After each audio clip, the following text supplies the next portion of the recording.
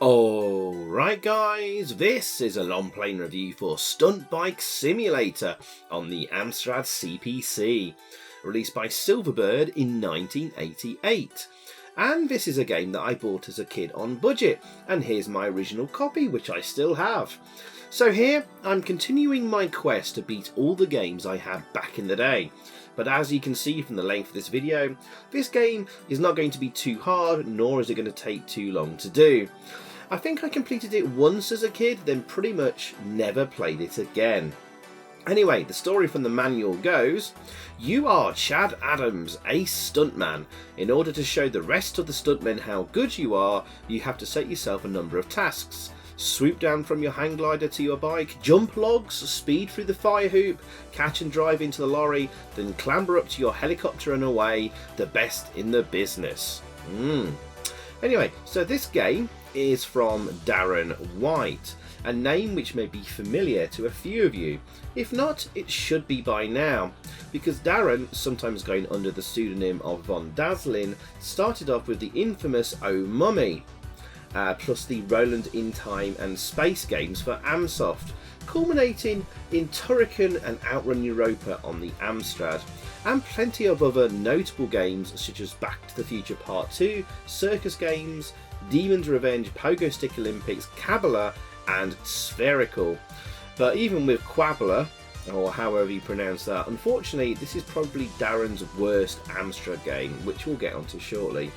Although he went on to a great career, of course, working in the Mortal Kombat and FIFA series of games, and last I could find he was freelance as Indie Thing Games. And there's his name on the high score table, and this is apparently from Probe as well, normally known for their full price games. Anyway, we're on to the first level here, the hang glider drop, and I'm actually controlling the bike here kind of remotely, and press fire button to drop from the hang glider at the right point, and we land on the bike, and that's the first level done. It sort of had nice-ish looking graphics, but the main thing is, guys, there is no sound or music at all. It is completely silent all the way through the game. And now here we are on level 2, the log jumping level, and if you just stay in the same place vertically that you sort of started from, you avoid all the cracks in the road and the oil slicks.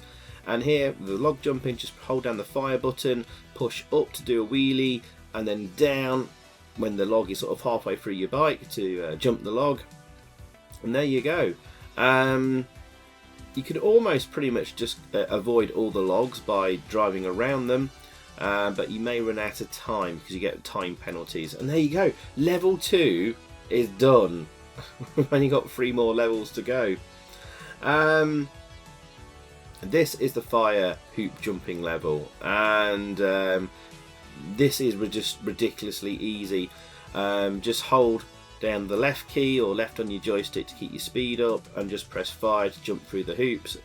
And you don't need to even move up and down because you don't ever hit any cones from this starting position. So this is ridiculously easy, although a strange bug creeps into the game where sometimes you don't always land back on your bike, and the speed is sort of, the speed of your jump is kind of changed. Well, I will show that at the end of the video. And there we go. That's it, that level done. Next level, we just have to drive up onto the truck, which is even easier. And as you'll see, we'll complete this in a matter of seconds. Here we go. Pretty pathetic.